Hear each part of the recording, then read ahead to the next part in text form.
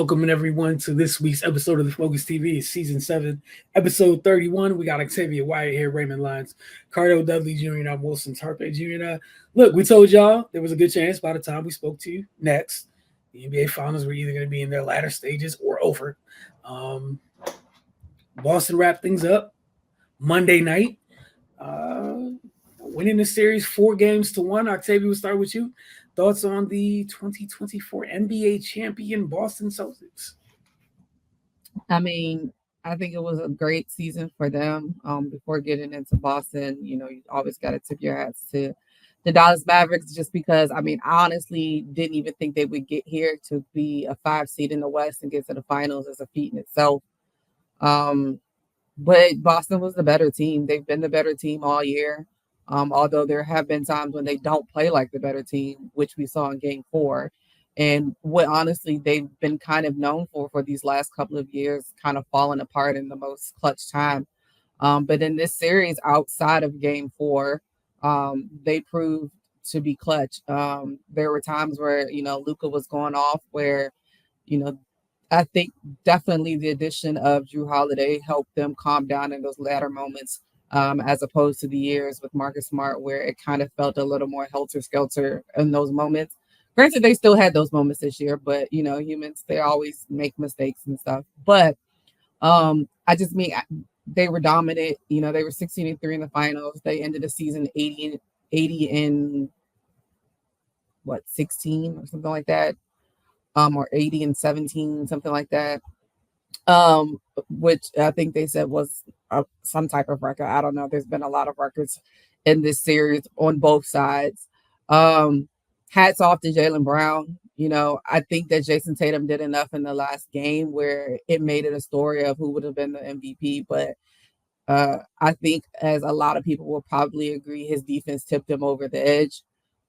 Which, again, we talk about multiple times on the show, that defense is a thing too.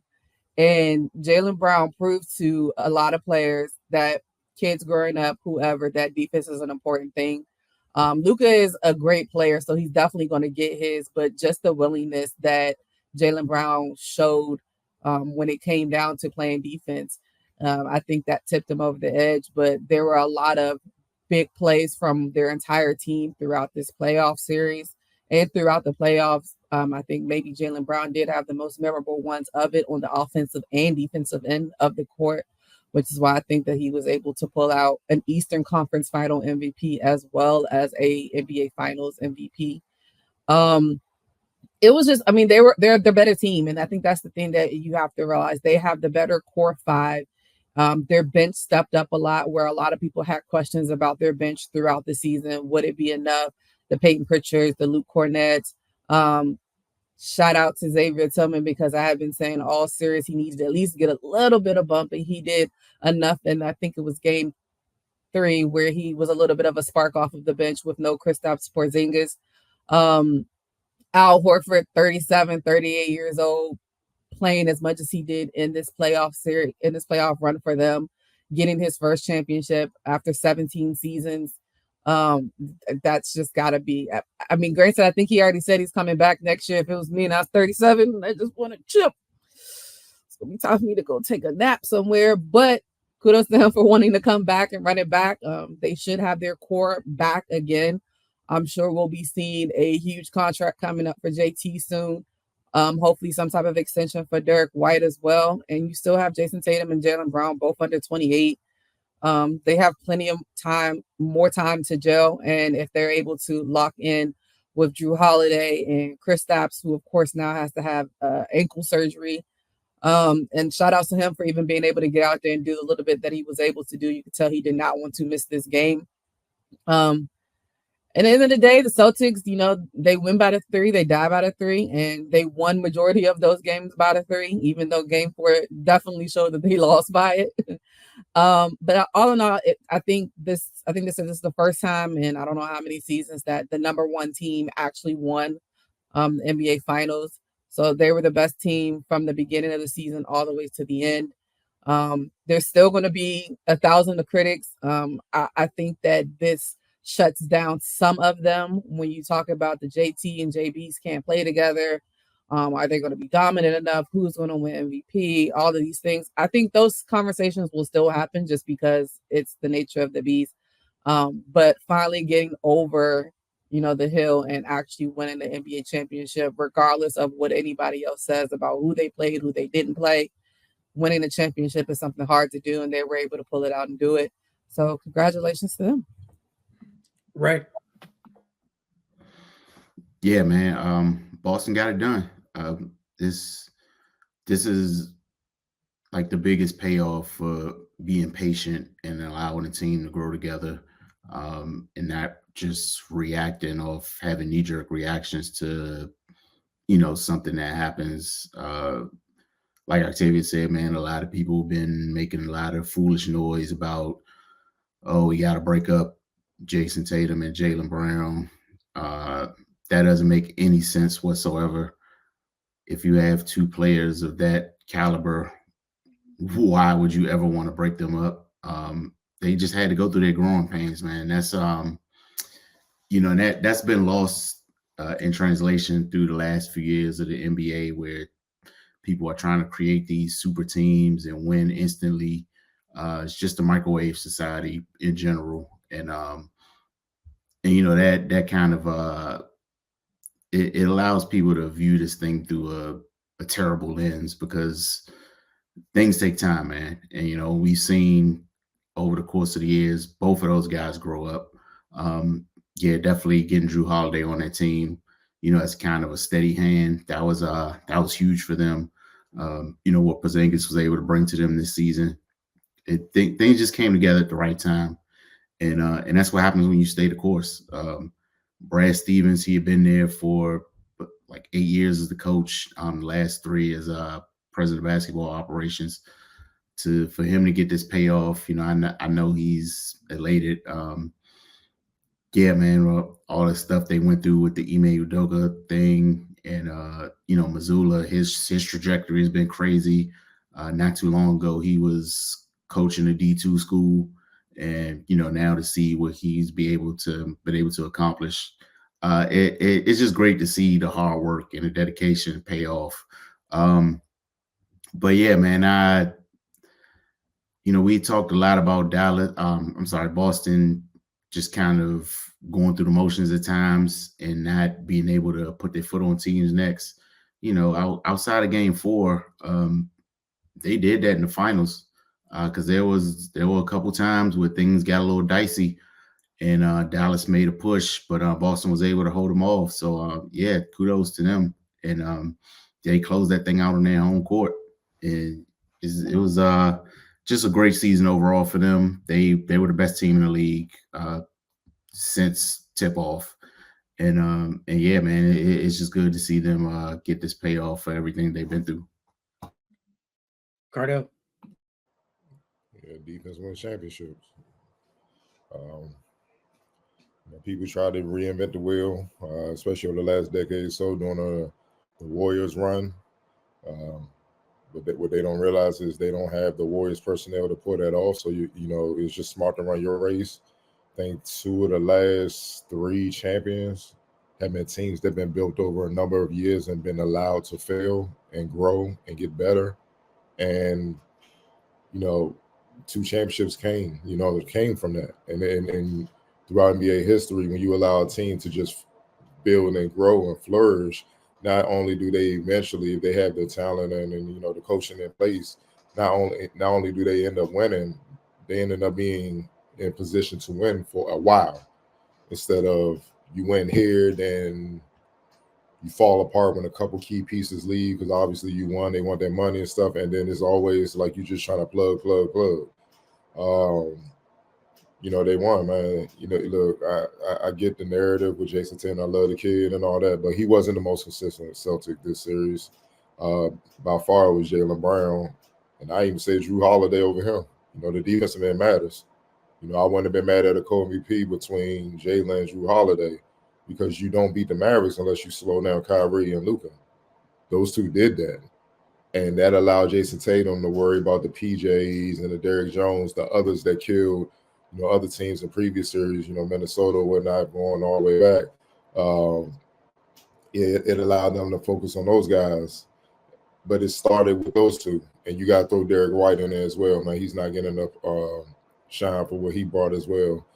Being a cool head, and that's what wore them down. You know what I'm saying? Like, look, Luka, if it's a big on him, he's gonna get in a shifty mode and try to break you down off the dribble. But when it's a wing, he tends to bully you. But he can't bully Jaylen Brown because Jaylen Brown's the same size and more athletic. So all that bumping stuff don't matter. So all Jaylen Brown had to do was be disciplined and just pressure him. And he was forcing Luka to catch the ball damn near at half court, start the offense out there, screens. It was just nothing. And then the backside help with Porzingis, Al Horford, and those guys, Xavier Tillman.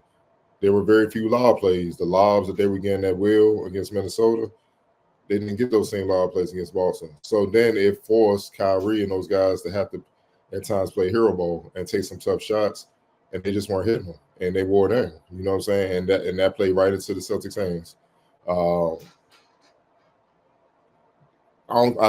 It was for them to win. It was mainly the defense, man. Because think about it, they shot 43% from the field during the series, and 33% from deep. That's not obviously efficient scoring or whatnot, and they still won convincingly. For one, they could have swept them if they would have just locked in the game 4. But it took Luka and Kyrie to kind of go nuclear in Dallas for them to make it a gentleman's sweep. So it just goes to show you how potent their defense was. And like we said, man, it might have very well been a sweep had Porzingis been able to play and been healthy or whatnot. You know what I'm saying? Because they would have been able to probably weather that storm and run that Dallas went on. But it's just a complete team. We said it before the series began that I think it was unanimous. We all felt that Boston would win. It was just a matter if they would, stay out their own way. They wanted to try to look like game 4, you know what I'm saying? Because they had a few stretches, going all the way back to the Bucks series where it's like, what are y'all doing? You know what I'm saying? But it looks to me, and even looking back, it kind of looked like they were bored, in a sense, because they knew like this is where we want to get at. And when they got here, they locked in more than they did the previous series. And it was a pretty convincing win, man. So I'm happy for those guys. I'm happy for the Brad Stevens all the way down, Joe Mazzulla. People don't realize Joe Mazzulla went through hell when he got the job. A lot of assistant coaches, they bailed out on him. Even though they were still there, they bailed out on him and really didn't give him their all because they were jealous that he pretty much went for the 4th assistant coach seat and got the head coaching job when he made Doka's stuff happen.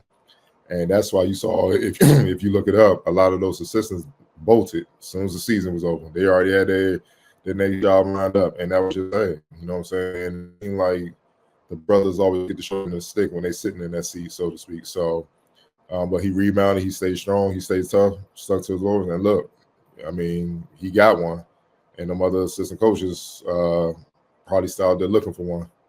So, they overcame a lot, man. They overcame a lot to get back to it. But it's Boston, man. That's what they're known for. The blueprint never changes, just the personnel, though. You know what I'm saying? So they while everybody cooking food and the microwave and air fryer, whatever, they still dealing with the old ass stove and oven. You know what I'm saying? And it cooks better. It cooks the food better. And as you can see, the result speaks for itself. They have the most championships in NBA history. And everyone's chasing them, man. So they're the team to beat, and they're deep.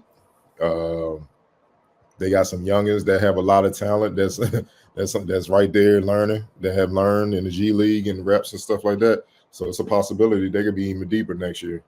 So I think it's a copycat league, but I think the top teams from this season moving forward, and the teams that's going to be favored as next season begins, those are the teams that built up over time. And I think these other teams that are looking for immediate success or whatever like that, they better catch on real quick, or they're gonna be lottery bound for a long time, trying to learn how to build a team. Yeah, like you guys said, congrats to Boston for getting it done. And I think the little graphic just popped up about with JB and JT. They played 107 games together before they won a chip. And again, that to all of your points, you guys all mentioned it. Just talk about them taking their time and letting them just blocking out the noise and letting them to go through their growing pains and look at where they're at. Neither one's knocking on the door at 30, anything like that. going forward. Cardell, you just mentioned some of the folks they have in their pipeline in terms of the G League, things of that nature. We were all pretty much on the same side of things during that, that trade for who near the beginning of the season. I'm gonna leave that there for what it was. There's no need to, be rude or anything else. But that stuff matters.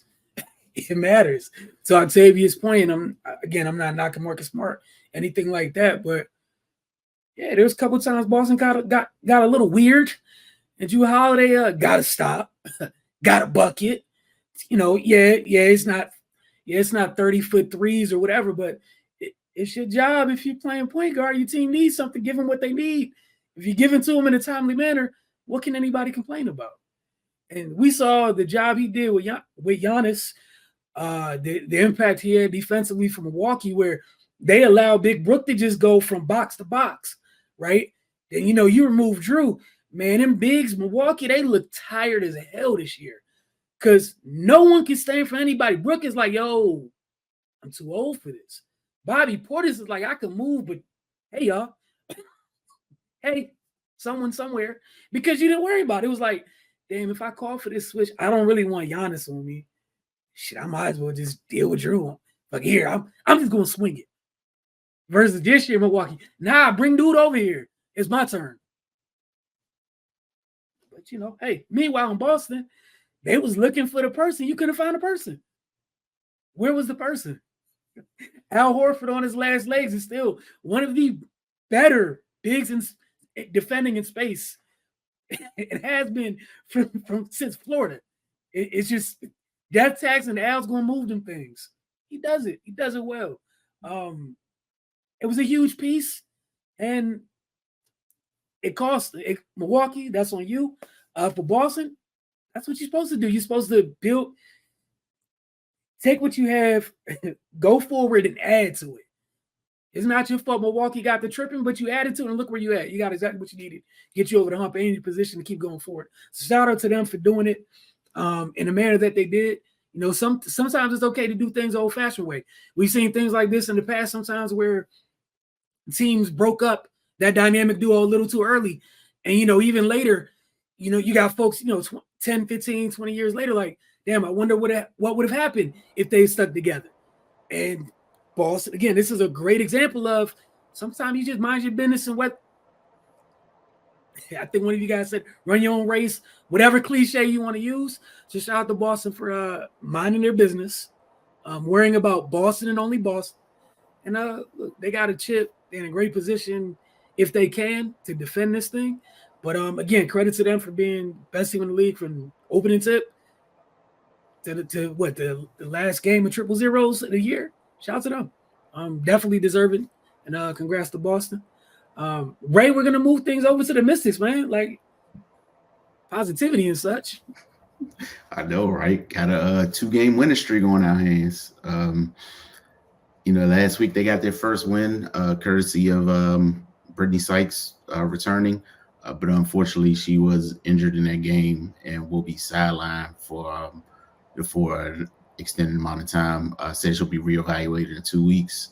But even without her, they continued their winning ways. They had an impressive showing against Chicago. Man, that first quarter was about as perfect as it gets. But throughout the game, some of their missteps started to show again. We talk incessantly about their live ball turnovers. They had a few, and that's what allowed Chicago to stay competitive and stay in the game. But the Mystics weathered the storm and was able to pull out the win. Leah Edwards continuing a hell of a rookie campaign. Her name needs to be brought up more. She's been one of the more consistent rookies, and she's starting. Her confidence is building every game. She's getting more comfortable, starting to show the full range of her abilities, and it's paying dividends. But one of the biggest things that's giving them success, Ariel Atkins is looking like Ariel Atkins. She had 29 against Chicago. That's her best game of the season by far. She just looked very decisive and comfortable. At other points during the season, she just kind of looked, I don't want to say shell-shocked, but when she would get the ball, it would just be like, all right, so what do I do now? That was not the case the other night. She got the ball and got straight to it. One dribble pull-ups, getting to the rack, comfortable shooting 3 off the bounce and off the catch and shoot. They couldn't do anything with her, and she torched them. And without that, they lose because it was only a 2-point game. So shout out to her, man. She's been having a tough go at it through this early part of the season, but she's starting to look like herself. And we know what happens when she starts to get on the roll. So yeah, man, you and Cardell brought up, it's not over yet. Keep fighting. You might find yourself in the thick of things sooner rather than later. They're 2-12 right now, but I think they're just 4 games out of the 8th spot. So a couple of teams above them falter and they keep doing what they're doing. And, we're looking at a salvage season. So yeah, man, we know this team has resilience. We know they're going to fight. It's just a matter of getting those results on the court. And based on the last 2 games, man, looks like things are trending in the right direction. Yeah, like you said, they got a big opportunity this week. They got 3 games this week, 2 of which are at home. Wednesday, they're in Indiana. So I'm sure social media will let you know everything that happens in that game because y'all know the rules by this point in the season.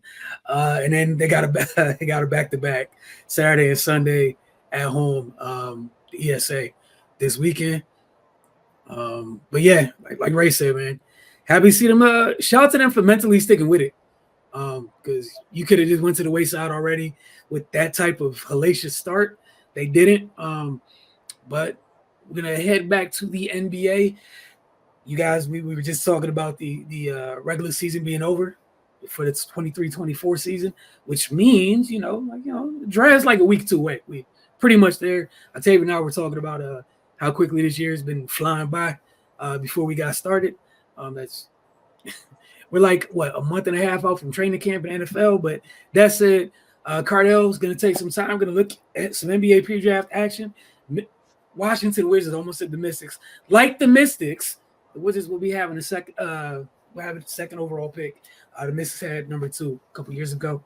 But Cardell with the bigs, where are we starting? Yeah, man.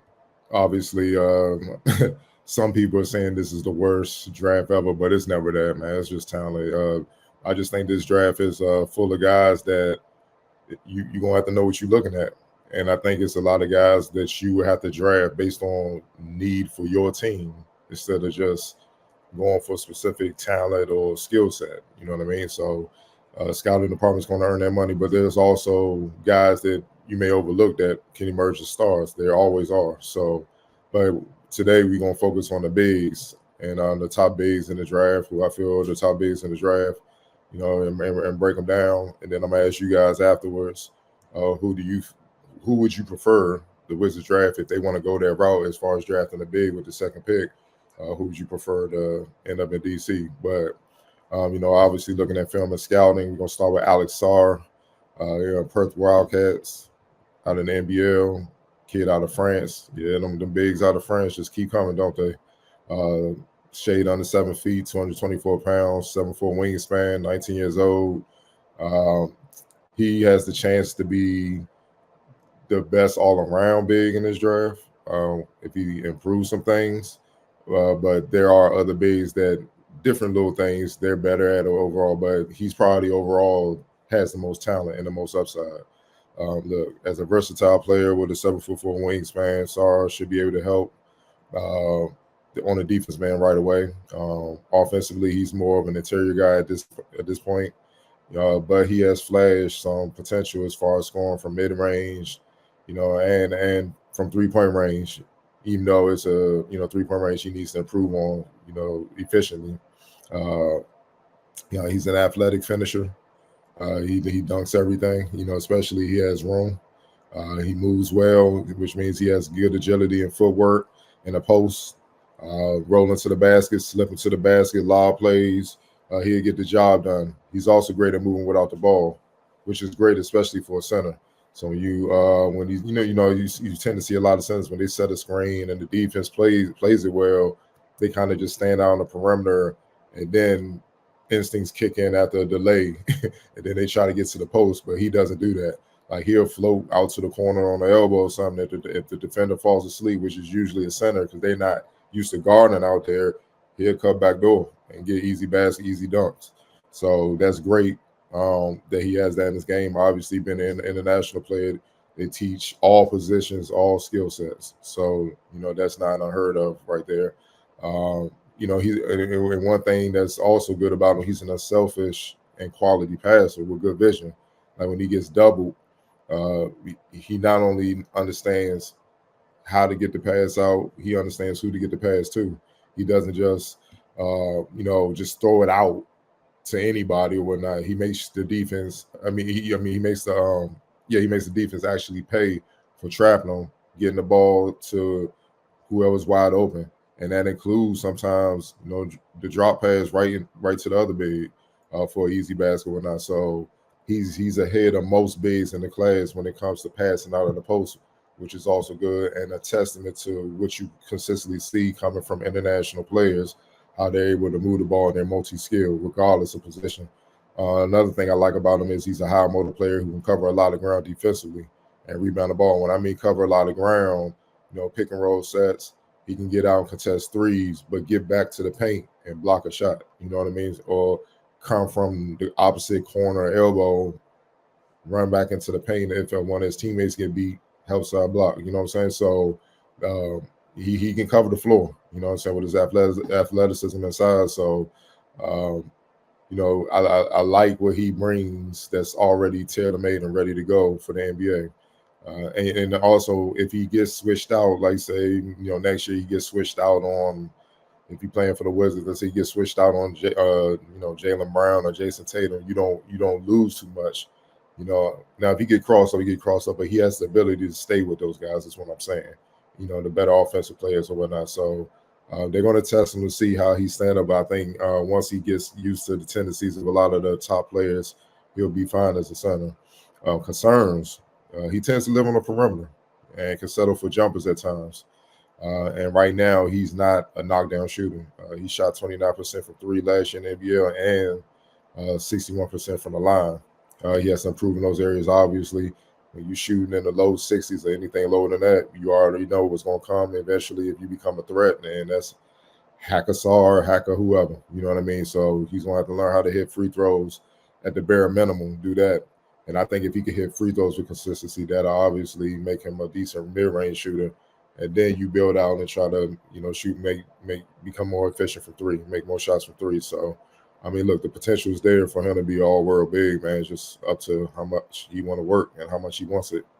Next up is, Wilson's guy, Donovan Clingan from UConn, sophomore big, shade under 7'2", 282 pounds, shade under 7'7" wingspan, 20 years old. Look, we saw what he did last year. He was a big reason why the UConn are the back-to-back national champions. Look, as far as rim protection, he might be the best in the draft. I know it's not a popular name amongst NBA players, but he's Rudy Gobert-esque as far as how he protects the rim and how dudes avoid him. And it's testament to his 7'7" wingspan and his frame, man, 282 pounds. As a guard, you're taught to drive. If you see a footer or a big rotating over to try to block your shot, go into his chest, bump him out the way, try to hang and finish that way. But that won't work on him because he's so big. He can absorb your shoulder to his chest, stay long, stay tall, and get the block. And then that's a problem. And once you see a couple guards go through that and still get it blocked, challenge him and still get blocked, you notice a lot of guards tend to just avoid them altogether, man, because it's not an easy win down there. And he can block shots without leaving his feet, which very few bigs can do.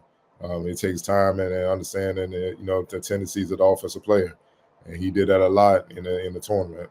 He's also good at using the size to protect the rim, but being mobile enough to hedge out on the perimeter. So, again, pick and roll. That's big in the NBA. You got to be able to hold your own as a big if you get switched out or the big or to prevent the guard from turning the corner, so you can give your guard time to get back in the picture.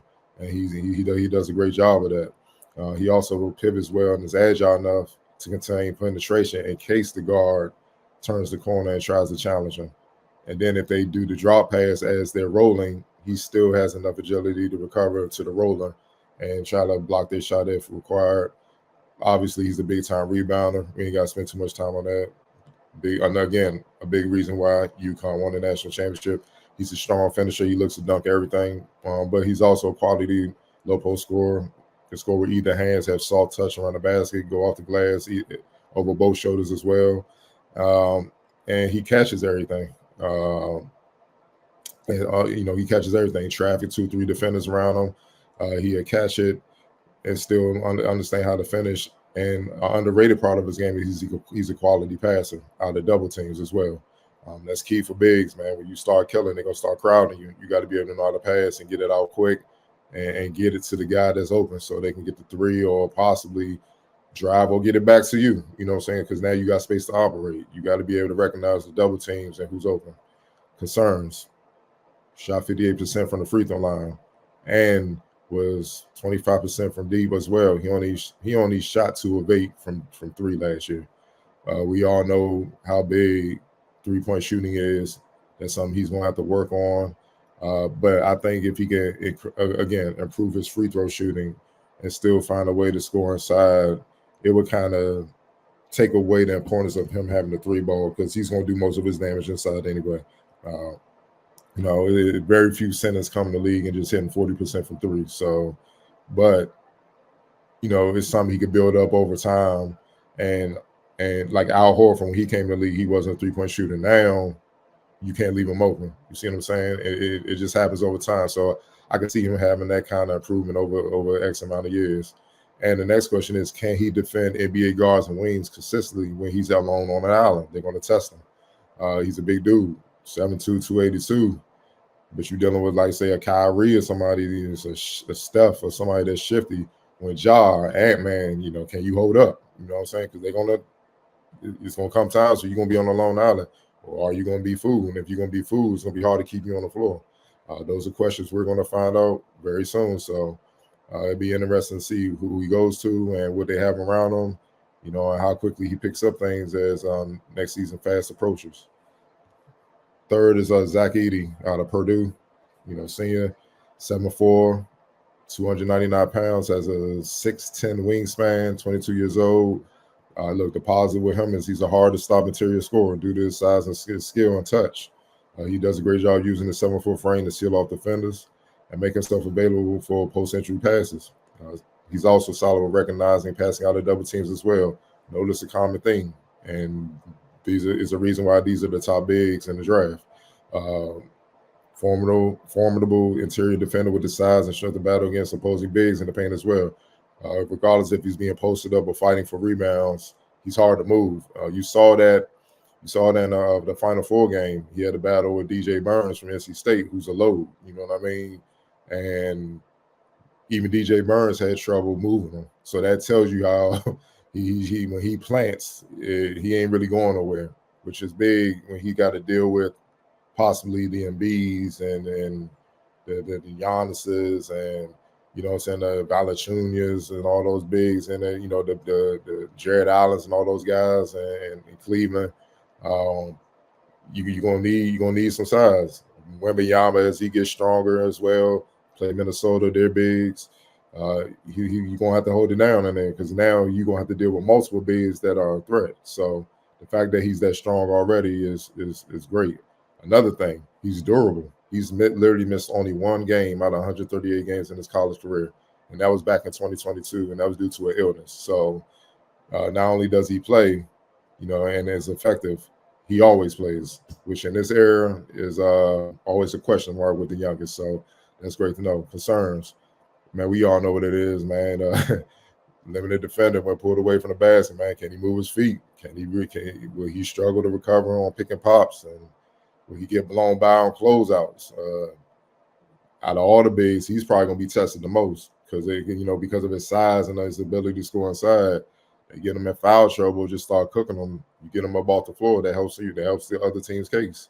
Let's just be real. So we know NBA teams will target him more because college teams try to target him. So we're going to see if he improves at, with his agility and lateral quickness to be able to at least just hold up just enough. where he can try to make a play on the ball or at least lead them to help instead of just getting blown by so quick that no one has time to try to rotate over and help out and get the stop. He lacks a perimeter game aside from the screening. He has a soft touch on floaters, 10 feet and in, so to speak, and it's a solid free throw shooter for a big, but he really doesn't have a spot up jumper from mid-range or from three. So that's something that he's going to have to work on to kind of keep the defense honest, especially on pick and pop type deals. And can he play up and down? The pace in the NBA is fast. You know what I mean? So it's a high tempo game, and he's not the fleetest of foot. So that's something else he's going to have to answer or whatnot. It may require him to drop a little weight, just to get quicker and get faster as well. So we're going to see how everything unfolds. Summer League will be a real test because if you can't keep up in Summer League, it's going to be tough for him to keep up during the regular season. Next up, Cardell Ware, Indiana, sophomore, 6'11", just under 7 feet, 230 pounds, 7 foot wingspan, 20 years old. He has a dunk contest winning athleticism with great size and length. He's an eager shot blocker with elite timing, and he has good agility and is also great with second jumps, man. So he's going to be nasty on offensive rebounds. So just saying it now, anybody, any opposing big, you got to keep a body on him because his second jump is quicker than a lot of dudes' first jump. He has good hands. He catches tough passes in the paint. And then he has good footwork to kind of navigate and pivot toward the basket. And he's good at finishing at different angles with both hands. He also has good shooting mechanics out the NBA range. He gets good elevation and transition well to a high unblockable shot, a high unblockable release, man. So he can pretty much shoot over everybody. And he has a soft touch, which means it's a lot of positives with where his jump is now, where he could potentially improve and be a good shooter from NBA range. He also shoots a high percentage on hook shots, floaters, and layups. He has a combination of skills that gives him, great pick and roll, great pick and pops, pick and slip potential, man. So it's a lot to like there. Concerns, man, he could disappear for stretches of a game and doesn't like to consistently play physical inside, which is obviously bad being the center.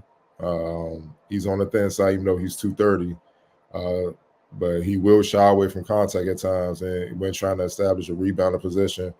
And he also needs to improve as a passer, especially when traps come. So he's the first big, and you can see why he's not at the top. Where it's like, all right, his passing needs work. Him identifying who to pass it to and then being able to make the pass and not fumble the ball, throw some BS pass, and it's easily a turnover. Because as we saw last night with the Mavs and the Celtics, turnovers turn into points very quickly in the league, so especially against the good teams. So it's something to keep an eye on as he gets drafted and through Summer League. That's missing. Baylor, freshman, just under 6'11", 229 pounds, 7'2" wingspan, 19 years old, one of the most athletic players in the draft, extremely versatile defender due to his strong frame, his vertical leap, and wingspan. He brings rim protection, whether he's dropping in the pick and roll or sliding over as a help defender. He's also alert and quick, making him a threat to disrupt on the perimeter. So if he gets the switch, pretty good, what can go down, because you're not going to get bound too easily. And if you do, he's so athletic and long, he'll grab your shit out the air. So it is what it is, man. He's a tough kid to try to deal with offensively. He has the hands and coordinated to catch tough passes as well, absorb contact and finish. He had one crazy dunk this year that went viral. I forget the team he was playing against, where he went up for the dunk and made contact with the guy, knee in his chest, went a little higher. It was similar to the old Tom Chambers dunk over Mark Jackson, but this time it was him over a big, and the big started going down, and he just dunked on him with two hands, man. Everybody and their mother sent me that damn dunk, man. That's when he kind of got on my radar. It was very early in the season, so that tells you how athletic and how long he is, because you didn't think he could get there from where he took off and made contact with the other big, but he managed to finish it, not with just one hand, but with two. So, he's a freak of nature athletically. He also has the athleticism to fly for lobs. He's an advanced screener for his age too, and he always rolls hard. Like, he rolls with purpose. He rolls the dunk. He ain't just rolling a roll or waiting on a pass. He rolling with, like, give me the ball so I can put everybody in the basket. And that's how he's going to get easy baskets, man. So those little things will help him get on the floor. He's also a relentless rebounder. Like I said, because of his athleticism and length, he has a chance to be one of the best offensive rebounding bigs right out the gate in the league.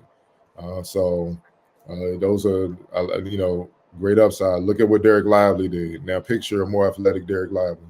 So that kind of gives you an idea of his potential. Concerns, he has to be more disciplined as a defender. He will bite at pump fakes and can't be too eager for blocks. And obviously against the more polished bigs in the league, the Anthony Davises or whatnot, man, the Jokic, or if he Gardner Luka, they'll foul him out quick. So he has to be more disciplined, man, and understand tendencies and just play sound defense. 61% shooter from the free throw line. Clearly has to improve there. He only had 13 assists total in 34 games as a freshman. So he has to learn how to pass, period. And now he got to learn how to pass in the pros against another level of athleticism, size, and length. It's going to take some time. And then he has to get in NBA shape. He only played 22.9 minutes as a freshman. It wasn't because he was always in foul trouble. I think he only averaged like 2 fouls a game. He plays hard or whatnot, but he got winded a little bit, and got fatigued. Let me say he got fatigued. I ain't gonna say when he got fatigued because he plays hard, but when you got a frail young body and you're just adapting to the new level you're at, which is college, him being a freshman, he wasn't where he needs to be. Now you going up another level. Got to take it to another level with his conditioning, strength and conditioning, man. So, hopefully he's working on that, which is scary considering his natural athleticism. So, imagine him taking it up another level and getting in tip-top NBA shape. It'll be worse. So, it's going to be fun to see. And the best of the rest out the bigs, Daron Holmes, who I saw a lot at Dayton, plays in A10. Saw him a lot, covering GW. 6'9" big. He stretched his game out to the NBA range this year. Beast.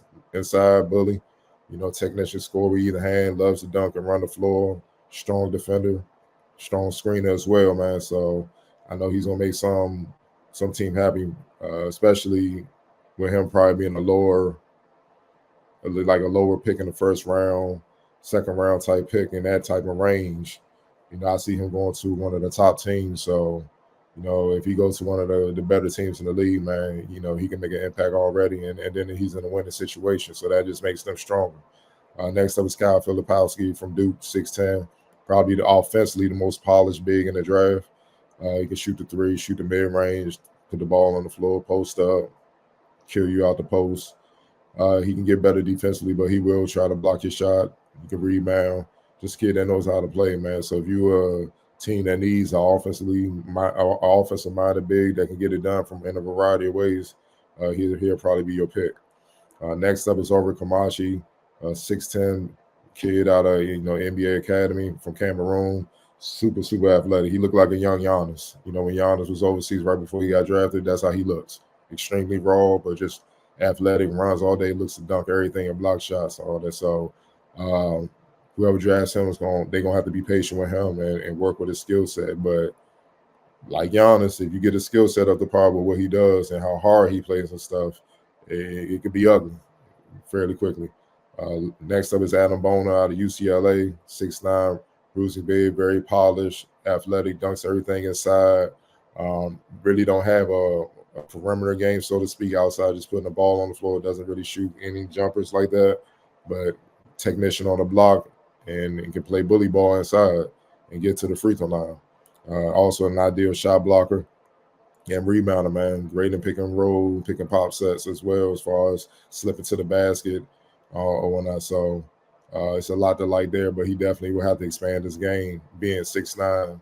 And while he's athletic, obviously the league is different, what I'm saying, with the big athleticism of the bigs and the size he's going to have to deal with. So he's going to have to keep them honest with each other, and that's something he's going to have to develop. And last but not least, on the Portsmouth, Jesse Edwards out of West Virginia, 6'11" kid, super athletic and run the floor.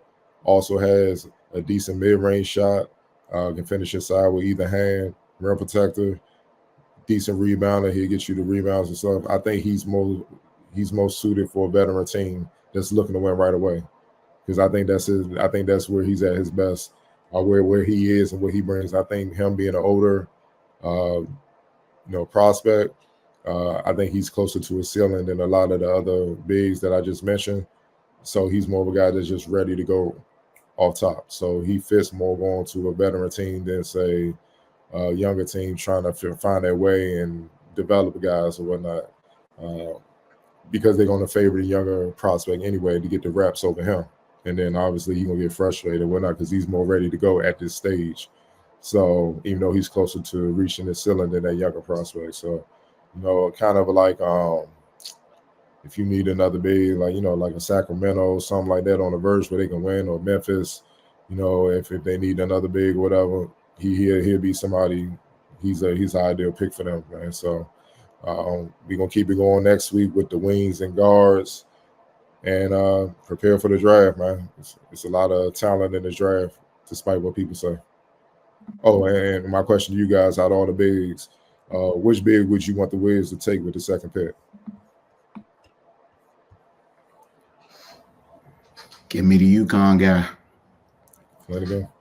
Yeah, I mean, I just feel like they need a real big back there. Somebody that's going to battle and get physical with people. I feel like that's been missing from there for a while.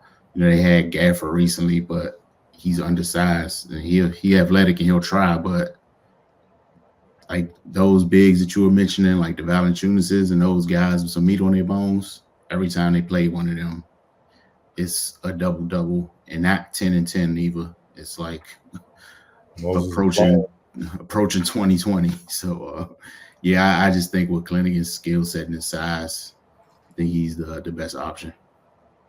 All right. I'm Tavian. Yeah, I actually agree. I think also coming from winning culture is something that the Wizards are definitely missing. So somebody coming from some type of winning culture, hopefully will be able to spread it over to everybody else. Granted, he'll be a rookie. But there's not anybody really on that team outside of, I guess you could consider Jordan Poole, anybody that's done too much as far as winning culture. And also, like Ray said, they need a polished big, that can theoretically, hop right in and try to get this rebuild restarted. I don't know how many times we restarted the rebuild, but restart the rebuild again. So yeah, but I mean, to be fair, anybody that they get from that you just went through would definitely be a step up for them because they definitely need a big, in my opinion, somebody, but hopefully somebody that is more geared towards defense, because we know that, that's been lacking for the Wizards for a while. Wilson. That's assuming Sarr's gone at one, of course. I think you go Clinigan. I don't think his role has to change too much from what he was doing in college. And what he was doing in college just so happens to be exactly what this franchise here needs. The things that, he's already wired to do, like be big on purpose, be down there because you're supposed to be down there, block shots, rebound. Like, I'm not even worried about whatever he contributes offensively, just because in terms of thinking about what Washington, like, sorely needs, they need an anchor back there bad, because I don't know what's going to end up happening. We can't predict any trades or anything that they might do, but just strictly draft, I just think that's the surest way to kind of like, you have what you had last year. Maybe you felt good about some of the things that happened towards the end of the year. There's a hole at the 5. I think he checks enough of the boxes. And most of what you said in terms of things he needs, definitely has to. He definitely needs to do better at the free throw line this year immediately. But even with some of the things, like, we're gonna find out quick, like you said, people won't get him in space to see if he can sink or swim immediately. But again, in terms of the positives, they don't have anybody that size that does what he does on that roster. He feels a lot of need. So that's where I'm at, assuming, Landon doesn't do something super weird at 1. Yeah, man, it's tough. If Sarr is disciplined, he's not living on the perimeter, I would take him because I think he's better defensively. I think he could block shots and do everything Clinton could do. But when he get on the perimeter, I think he could stay with the guards. So you're not losing nothing there. Especially if you got to switch because you still got, Bali grew. He's going to be healthy. Cruz and Jordan Poole got to show me, you know what I'm saying? So I got to see it before I believe they get better defensively. You know, Denny's going to try. And Kispert as well. You got to see he got better last year, but he got to be older. So knowing what they got to deal with, you know, they're going to have that kid. If it's Clennigan, and I like Clennigan a lot, man, he going to be in foul trouble, you know, because he's going to be on guards all the time because they're not going to be trying to get around those screens. So it's just, but Sarr get out there. But my only concern with Sarr is, hey, man, you can't be playing like a guard, though. Like, I get it here and there. You know, if the coaches give you green light, then there's something there, but you can't live out there. You know, it don't work. You know what I'm saying? Hate to bring it up. Carl Anthony Towns, you know what I'm saying? Like, I mean, what more do I need to say? He was most effective in the playoffs when he was inside, playing inside and out. When he tried to play outside in, it didn't go too well. So, you know, especially when that's not your natural game to begin with, and I know why he was doing it. He was trying to show NBA personnel, I'm worthy, I can hit threes, but bro, you don't even need to do that. Believe me, the Wizards have enough dudes that will take threes. You good. You know, believe me, trust me. They are not lacking in that area whatsoever. But get down on the block and kill lobs, dunk on dudes and stuff like that. With his natural ability and his ceiling, I think they should take, if he's there, he has the edge now. But they just got to have that talk with him, you know what I'm saying? And I like the new coach. I think he is the type of coach that will have that talk with him. Like, look here, play, like, keep your big ass down in the paint. You know, we got enough guards that'll shoot. You don't need your big ass out here trying to be KD. That ain't gonna fly. So, and also you also got to throw this caveat in it: the France connection with Bilal. So, you know, teammate that, you know, they all know each other and stuff, the relationships and stuff like that. So, you know, hearing rumors that you know, Landon might take the whatever Richard kid or whatever his name is, take him the wing. So we'll see what happens. But yeah, I'm gonna go that way. But like if Sarr is gone, definitely Clinton. It's not even close. Yeah, like what you said. Just if Sarr's available, you can't say no. Assuming Atlanta doesn't trip out and take the wrong French kid, you know, yeah, you take Donovan, you're going with your life. Cardell, where you want to go from here? We gotta take it or leave it or rapid fire. Yeah, we go. I got one question. We'll take a leave, and then we can do rapid fire. Okay. Washington Commanders reached a $1.3 million settlement with the Virginia Attorney General as a result of a 2-year investigation to how the franchise handled the return of season ticket deposits. Attorney General Jason Myers said in a statement that the agreement calls for the organization to pay more than $600,000 in deposits, plus another $700,000 in penalties and costs to the investigation. Myers' office started looking into Washington on April 25th, 2022, after information was relayed during a congressional investigation about possible financial improprieties levied by former employees that included how the team handled returning the season ticket deposits. The events occurred when Dan Snyder owned the franchise. He sold the team last July to a group led by Josh Harris. The team source said they handed over business, financial, and accounting documents to the Attorney General and updated that office with findings of their own internal investigation. Myers says that they worked with Harris Group, pointing out where the previous ownership had fallen short in refunding the deposits. Myers said the new ownership group was helpful. Quote, "This was a problem the current ownership did not create. They inherited it, but I appreciate the fact that they were willing to talk and get it resolved rather than going through what would have been probably several years of litigation," Myers said. "It was clear from our perspective that so many of the season ticket holders were just treated as a commodity. Nothing surprises us anymore, but this was a pretty blatant act for sure." Lord, this franchise.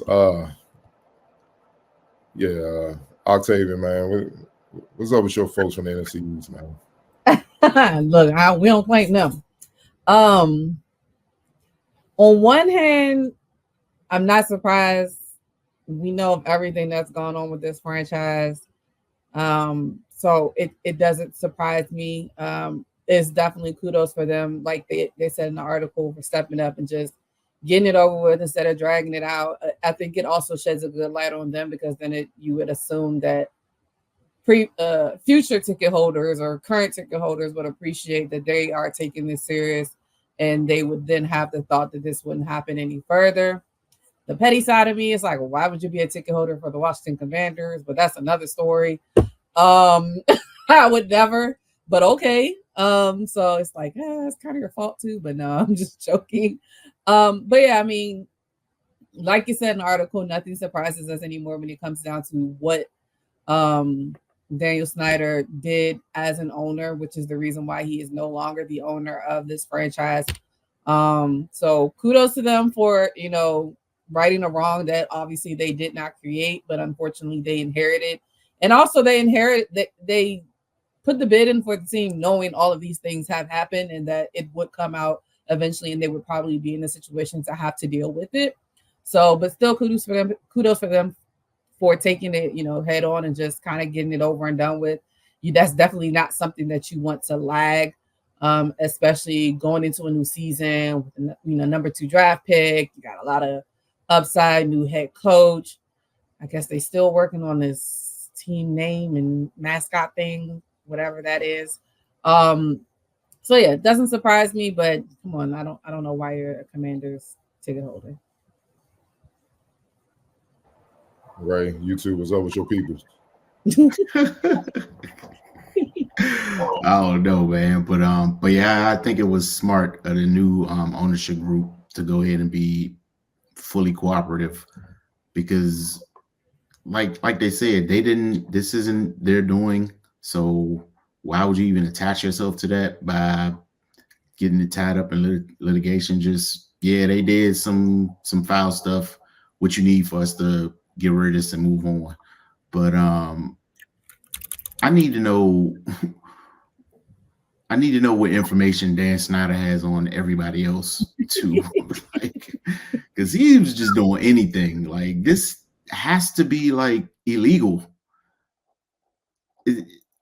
Where are the ramifications for his actions? Like, I mean, that's crazy. That's a wild dude right there. But yeah, Josh Harrison, they did the right thing, man. Just go ahead and settle this thing, as amicably as possible, and move on with your life. You don't need to waste any energy dealing with other people's problems. Yeah, right. He has 2 ingredients working for him. He's a colonizer and has money. Just look at former dude that occupied the White House. He got about 100 felonies. He's still walking the streets. But Wilson, what's your take on it? Yeah, shout out to the new management team, man. They're just like, here's the check. What do we have to put on this piece of paper? Matter of fact, you write down the number so we don't have to hear his name mentioned with our name going forward. Like, I'm not mad at them. Shout out to Josh Harris Company. Like, it could have been 2.3. I don't care. I don't want to hear the words former ownership. I don't want to hear the words. I don't even want to hear history. Like, I don't want to hear anything like associated with dude's name. So yeah, that's the right thing to do. And also goes to show you just how low the bar is for new ownership. 1, they're knocking it out the park, but 2, the bar is in hell. And kudos to y'all for doing your job anyway, because you're just good people and you want, you take pride in doing your job. But to Ray's point on what he has to have like like he owns the NFL's Pandora box or something. Like, he's chilling. Like, he did all this stuff. Stuff's coming out after he's gone. And all he got was oh, by the way, you can sell your team for, here's a chance to make a profit for the thing you didn't care about. That's great. Yeah, he has some serious receipts somewhere, man. A lot of people. Last question, man. We're gonna get out of here. We're gonna go on. Saw something on the college football side of things that had me laughing. But former LSU coach Les Miles is suing the school for vacating wins in response to an NCAA infraction case, a move that dropped Miles below the threshold for the College Football Hall of Fame qualification. Miles, who coached LSU from 2005 to 2016, also named the NCAA and the National Football Foundation, which manages the College Football Hall of Fame, as defendants. The lawsuit states he was deprived of property rights to the vacated wins and his nomination for the Hall of Fame, which must be done by those affiliated with the NCAA member school. In 2023, LSU vacated 37 wins because of recruiting violations stemming from impermissible benefits paid to the father, a former player, Badal Alexander, by a former booster. The wins coincided with Alexander's playing career from 2012 to 2015 on the Miles, who went 37-14 during that stretch. The vacated football wins were announced alongside other penalties for LSU's football and men's basketball programs by the NCAA's Independent Accountability Resolution Process. The 37 vacated wins dropped Miles' overall record from 145 and 73, a winning percentage of 665, to 108 to 73, a winning percentage of 597. Coaches must have a career winning percentage of 600 and at least 60%, and at least 100 games to qualify for selection to the College Football Hall of Fame. Miles 70 helped LSU to a national championship in 2007 and won 2 SEC titles at the school. He also led programs at Oklahoma State and Kansas. Octavia, the floor is yours. What do you think about this guy?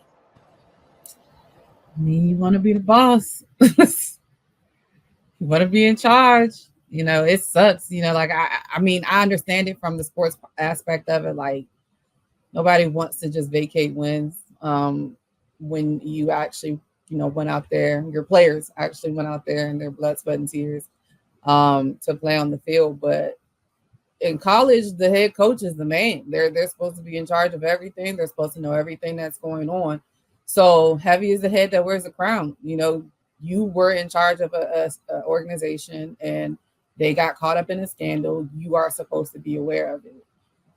It sucks. There are plenty of other situations where coaches have begged and pleaded and stated like, hey, I had no knowledge of this. I did not authorize this. I didn't agree to this. I didn't know this was happening. They still got to take the L.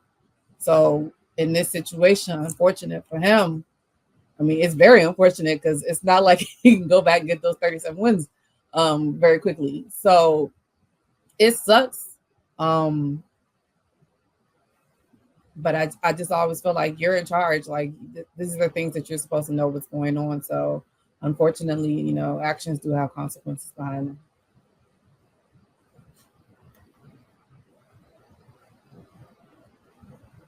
Right. Yeah, no sympathy, man. Like, yeah, it sucks that the wins got vacated, but move on with your life, brother. You could be a black assistant coach and go to jail for stuff like this. So just just take your L and go home. But again, to Octavia's point, you knew something foul was going on. Like, why are you even pressing this issue? And you might want to chill out because the NCAA, they ain't too interested in taking L's these days because they kind of been taking a lot. So don't let them take their frustration out on you and uncover some more stuff. So, all right, man. Just, it is what it is. Yeah, it took some years off your coaching career, but this is probably best case scenario for you. And take that money, but Wilson. What were the years again? 2012 to 2016? Hold on, let me go back. Because this boy. He's me doing the investigation? Yeah. 2012 to 2015. 2012 to 2015. All right. And it's for Vidal Alexander. Yeah. That's the who he is. That's who he got caught up for. All right. So keep in mind real quick, y'all. Just I'm gonna paint a nice little picture. Whatever happened has happened. That's on him, bro. That's on you. But Vidal Alexander was a 7th round draft pick. All right. During those years that are listed, LSU was a factory, right? Some big names came out of LSU during that window. So you telling me that you about to come out here and sue, like Ray was saying, if the only thing you got jammed up for was a dude who went in the 7th round, sir.